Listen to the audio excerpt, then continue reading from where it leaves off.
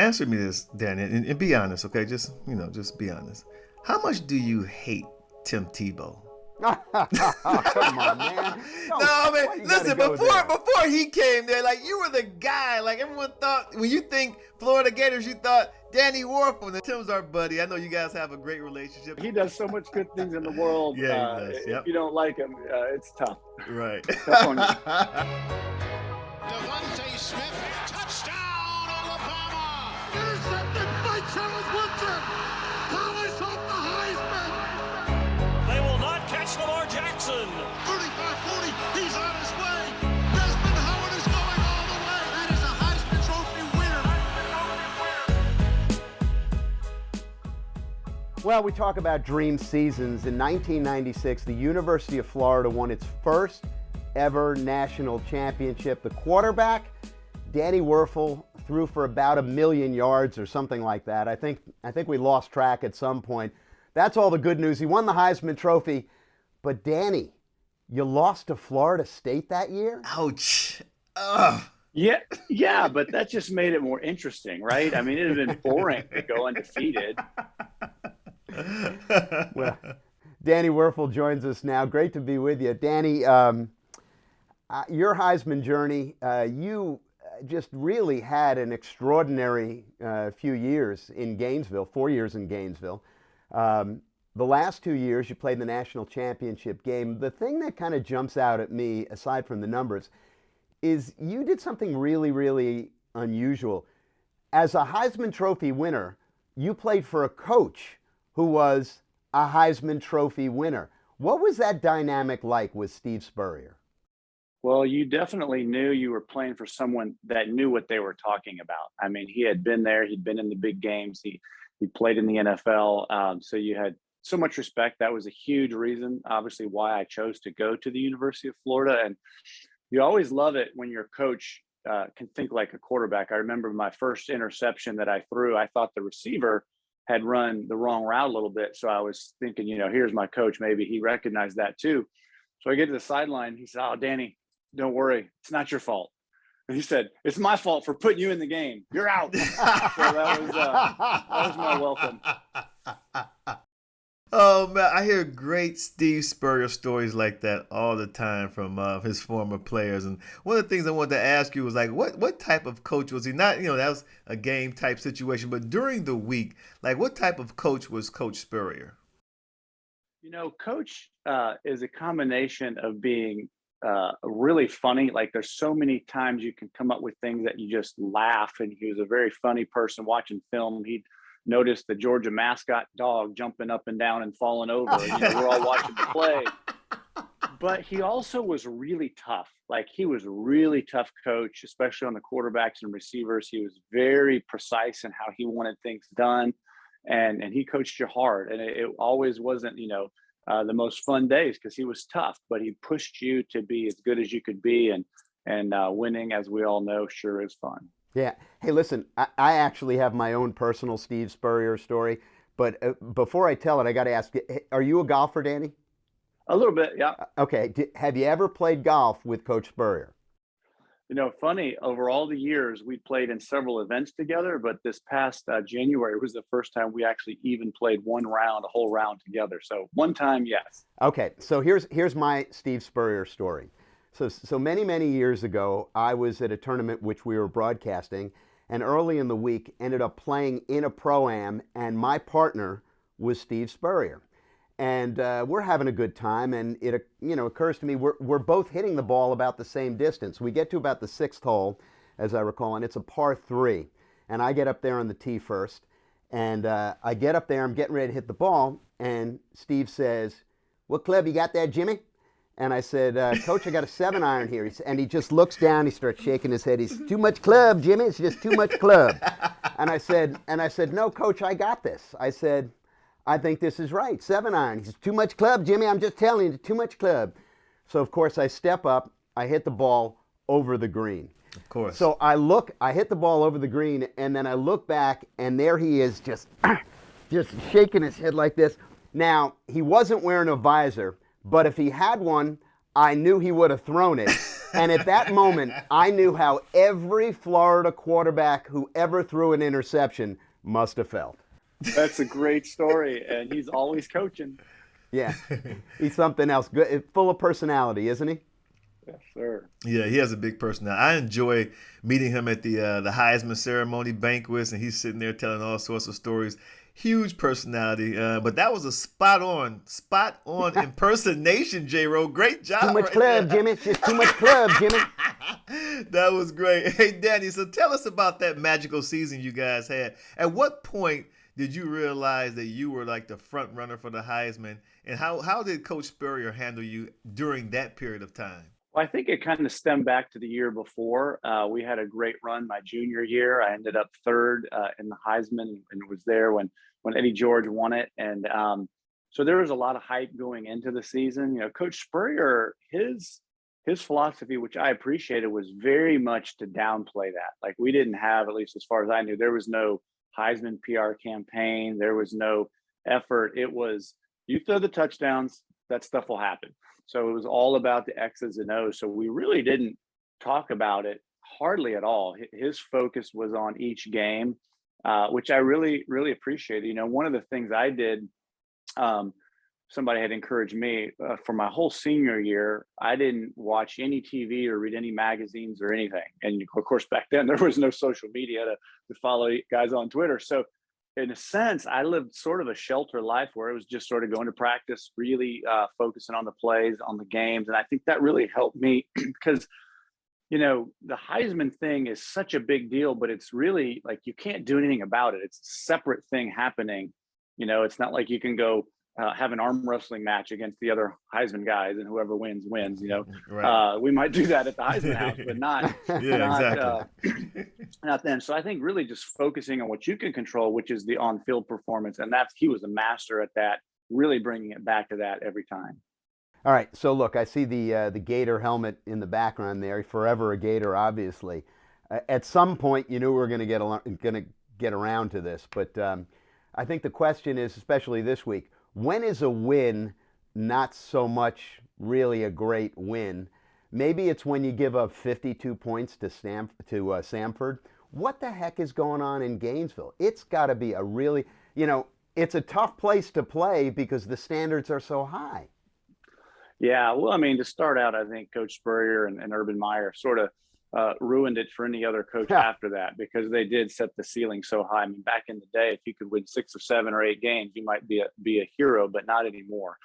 And, you know, the standards are there. Everything's there to be excellent. And we have really dropped off. You know, football, like a lot of things in life, there's so much momentum. When things can go well, they can really spiral well.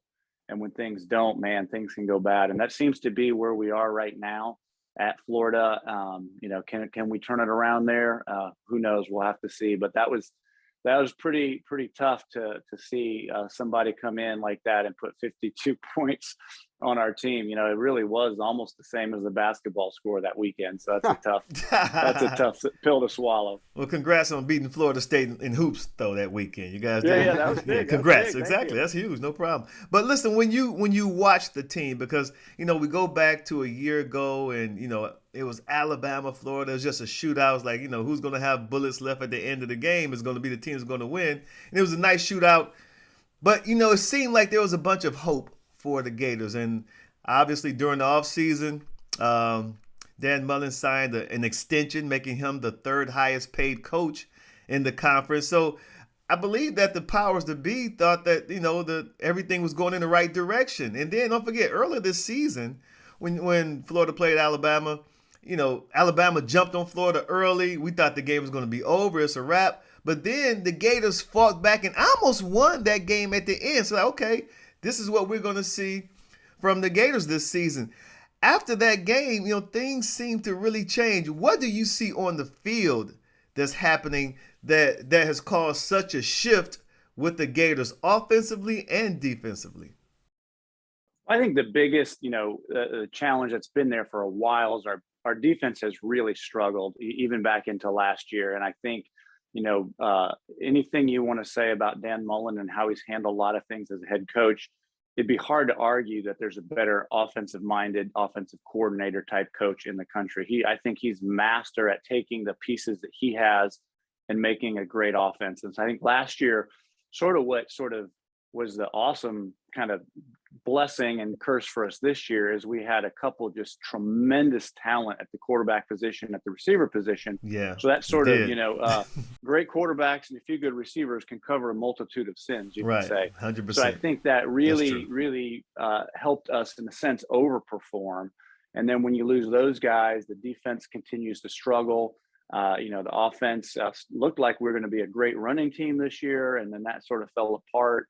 It seems like whenever there's you got to have a really strong foundation in anything in life, because when the weight gets on you, you find the cracks in the foundation. I think there's just more cracks than a lot of us were aware, and it's not looking good. But the defensive struggles is unbelievable, and people aren't happy in Gator Nation, that's for sure. Well, you mentioned it, that because of the past, patience is probably in short supply when it comes to kind of figuring things out. But one of the issues earlier in the year might have been the fact that you had two really talented quarterbacks, both Richardson and Jones. When you started, of course, by I guess your junior year, you had kind of seized the position, but you were battling for a starting quarterback position at the start of your junior year. Am I right? The first 2 years, my freshman and sophomore years, I had switched, played about half the time with Terry Dean. But then by my junior year, then I was the full-time starter. But yeah, it's tough. It's tough to kind of go in and out like that. I think when you're the younger guy, at least you're happy to get in anytime you can. You'd rather play some than none. Yep. But it is weird. Any other position you can rotate guys in and out, and it doesn't seem to create that much confusion or interest for that matter. But at that quarterback position, there's always a lot of scrutiny, and the beauty is you had two really good ones. The tough one is it created some challenges. Answer me this, Danny, and be honest, okay? Just be honest. How much do you hate Tim Tebow? Come on, man. Listen, before he came there, like, you were the guy. Like, everyone thought, when you think Florida Gators, you thought Danny Wuerffel, and everything you guys did, the exploits of the national championship. And then Tim comes there, and it's like no one ever played quarterback at Florida before Tim Tebow. Tim's our buddy. I know you guys have a great relationship. Tell me about your relationship with Tim. Tim's the best, man. I love Tim Tebow.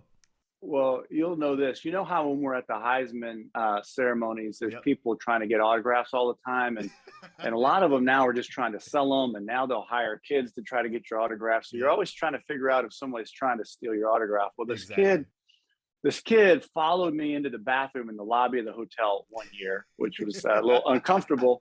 And as I was leaving, he holds up this orange mini helmet. So I pulled out my pen. I said, the trick though. I said, who do you want me to make this out to? Because if you write a name on it, they may not be able to sell it. Right. And he froze. So I thought, man, this kid's trying to sell I ain't signing this. I said, I ain't going to sign it unless you tell me who to make it out to. And he said, excuse me, sir, I have no idea who you are, but I saw you in that room with Tim Tebow, and I was just hoping you could take my helmet in there and get Tim to sign it. So maybe for a sliver at that moment, I was not real happy with Tim Tebow. But he does so much good things in the world. If you don't like him, it's tough. Right. Tough on you. He's like you. I mean, great football player, but even better person. Oh, thanks, man. Appreciate that. Yes, so let's talk for a moment about the SEC. I mean, I would have imagined that really, really early in the year, the SEC would have been just really, really happy with the fact that eventually they're going to get Texas and Oklahoma. Maybe at this point, not so much. Well, I mean, ultimately, I know they are, and this stuff's all cyclical, but it isn't looking like it was a couple of months ago. Where do you see the SEC has become kind of like the super conference, don't you think?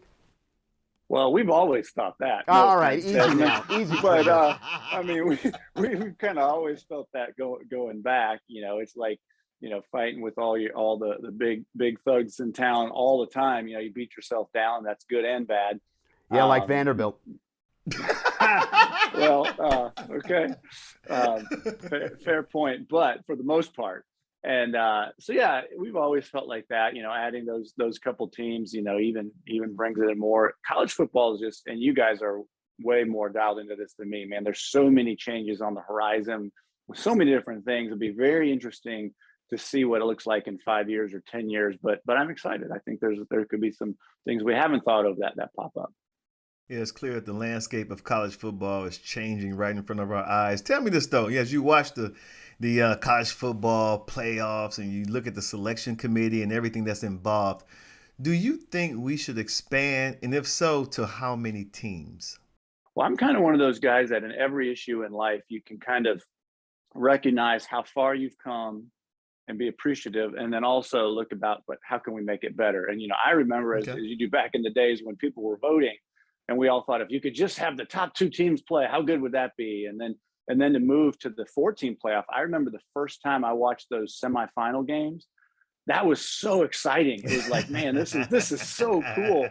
Yep. So I take a moment to be grateful that we're even trying to get 4 teams, and that's my first point. But I do think it'd be exciting to broaden it. There's lots of challenges with schedules and the bowl systems and all that. I wouldn't want it to be too big, honestly, because, like in basketball, as exciting as a 64-team tournament is, the best team often is not going to win because there's too many times that something weird could happen. And so, that's a little bit of my thought. Listen, I just want to say, I knew if we kept on asking this question long enough, we'd get somebody, Des, that agreed with me. It's just don't devalue the regular season, right, Danny? True. Yeah. I just think if you make it all about just getting into the tournament, then anything can happen. So maybe you go to 6 and a couple of teams get buys, or maybe 8. I don't know, but if it goes to 16 or something, I think then you're getting into a little bit. Because if we're honest at this point, at least, a lot of the teams, once you get out of that top 4, 5, 6, really aren't even close, in my opinion, to some of the top tier teams. True. Very true. We've been talking about this a little bit too. The Heisman Trophy, obviously, on this podcast is all about the Heisman Trophy, or at least primarily about the Heisman Trophy. And it occurs to us that there are something like 900 voters. And we wonder all the time, are there too many voters? Do you think people really see what's going on and can evaluate with a critical eye? You sure hope so. I don't know who they all are, but in this day and age, there's plenty of resources to see what's happening. Years ago, I remember when Peyton Manning was up for the Heisman, and I lived in the South, and I really wasn't following the national scene, and all I heard was Peyton Manning. So I thought, well, that's an easy win. And then when he didn't, I was like surprised, but it's because I was inundated with Southern media. Whereas now, anybody anywhere can see national media better. So hopefully the voters will be really well informed. But that is a great question. If I were doing a podcast on the Heisman Trophy, I would probably ask that question too. That's why we're doing this podcast. Let me tell you, there are way too many voters. Trust me on that. Yeah. And they don't pay close attention to the games. They look at stats and highlights, and it comes out. It comes out when you hear them talking about, candidates. And so, but I'm glad you get that question in, J-Ro, because that's just a sore spot with me. I just think there's way too many voters. But listen, we're going to take a quick break, and then when we come back, Danny's going to tell us some of the guys that he has his eyes on for the Heisman in 2021. We'll be right back. Okay, we're back, and Danny, you have a foundation, and you also have the Wuerffel Trophy. Tell us about those two things. Yeah, man. Well, part of my mission in life is to inspire more service and unity. We live in a time where people are very divided over lots of things. And there are people that are just doing heroic work out there that often aren't, getting coverage like our Heisman candidates. And so I'm trying to tell stories of people doing great stuff. And part of that is the Wuerffel Trophy. It's a college award for community service. And we had over 90 nominees from Division I colleges this year. just doing fantastic work. We just came out with our list of the semifinalists, and shortly we'll be naming our finalists, and then the winner will be on the ESPN College Award show. So just really excited. There's so much great stuff out there, and so often we have to, and we cover the things that are a little more controversial or bad decisions people made. So this is sort of my way to sort of give back to the sport and to the world and try to make it a little bit better. And you now live in Atlanta, and what actually brought you to Atlanta was the work that you're doing, right? Yep. So my main job is with Desire Street Ministries. I've been doing that since I was drafted by Mike Ditka to play for the Saints in 1997. I started working in the 9th Ward there and got involved with an organization there in one of the toughest neighborhoods in the country. And after Katrina, we moved our headquarters here to New Orleans, and now we're working in neighborhoods all over the Southeast, working with leaders there, helping them to do after-school programs. We've helped start some schools, some medical clinics, some housing programs, just doing a lot of great work through Desire Street, as well as through the Wuerffel Foundation. Danny, you've always come across as being well-grounded and very humble. Where does this come from? Well, I think, give a lot of credit to my parents. My dad, one time, we call it the John Wuerffel curse, is if you ever get too arrogant, you're going to lose. So probably I believe that enough to where at least for part of my life, I try to act humble, because it might avoid the curse and we could win. But just trying to become and embody the things that I believe. My faith is very central to my life.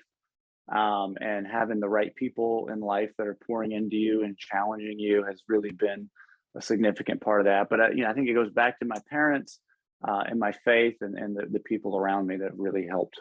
All right, let's pivot back to football for a second here. The time is getting short.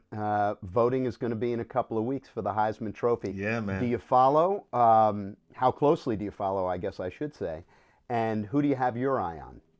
Yeah, well, I feel a little bit of guilt and shame after our earlier conversation, because I usually don't follow it as closely as I should at the beginning of the year, but I do start really paying attention to where guys are and seeing what's happening kind of here in the last few weeks. And the top guys are there for a reason right now. I think that really curious to watch the Ohio State Michigan State game. I think that'll be a really big.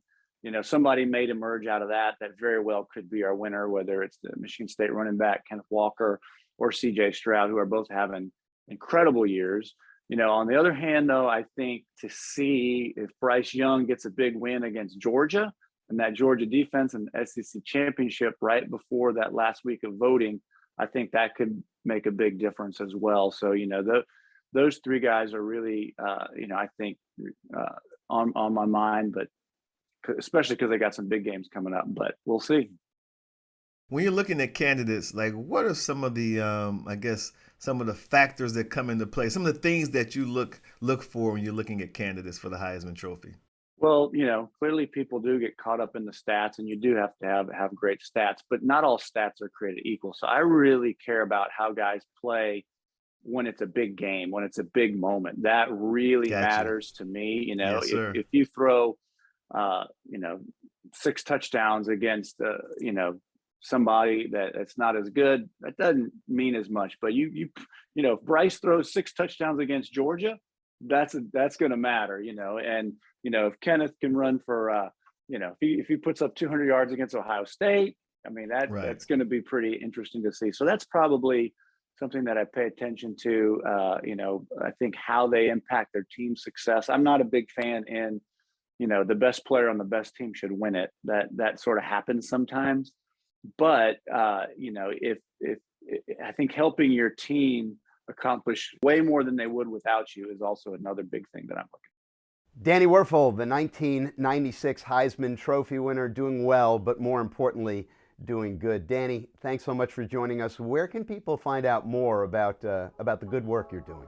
Great. Yeah, thank you. Well, you can just look up me, DannyWuerffel.com. We'll take you anywhere, but WuerffelFoundation.org and DesireStreet.org is a great way to learn about the good things we're doing.